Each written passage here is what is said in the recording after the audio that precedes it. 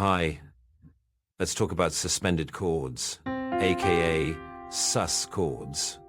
It replaces the third of a chord with either a second or a fourth, making them sound unresolved and open.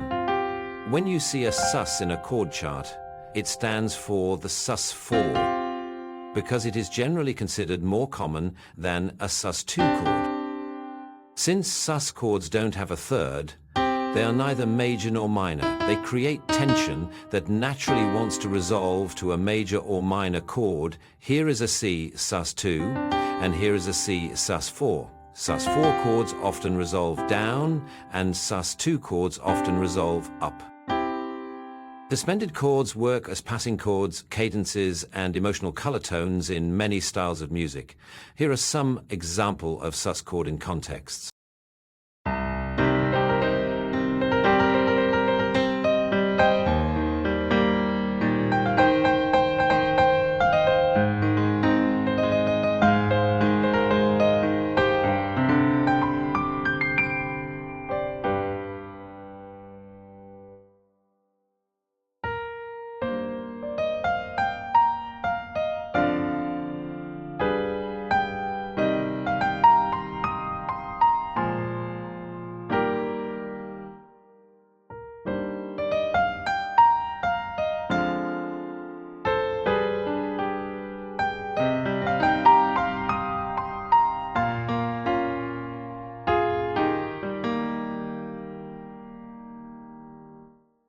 Here is Nunji's studio. We don't stop here. We always share some inspiring ideas. Here's where things get really interesting.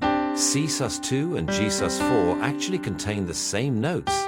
If you invert C sus2, you get G sus4. This means sus chords can be seen from different perspectives. Let me show you how.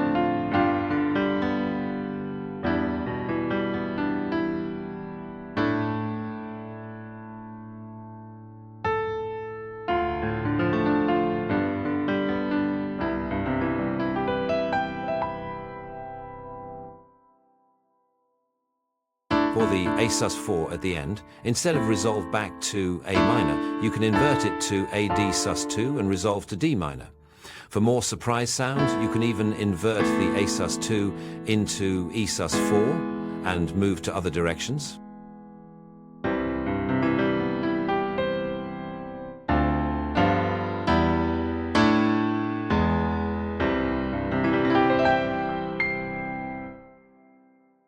Let's get back to some basic use of sus chord. Firstly, you can always add a sus chord in tonic after the cadence. Secondly, you can also use a sus chord in place of a V chord for a less predictable resolution. Try this version of chords. Notice how the sus chords make it more spacious and colorful.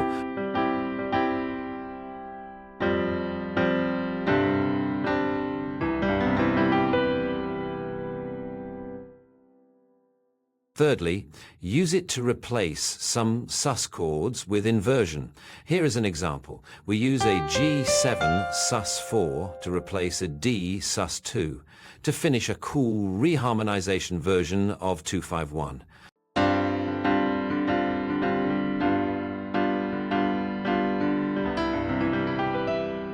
Experiment with sus chords in your playing and let me know in the comments your favorite sus chord trick. That is for today's lesson. Don't forget to download the PDF file for sus chord examples in context and finish the quiz. See you next time.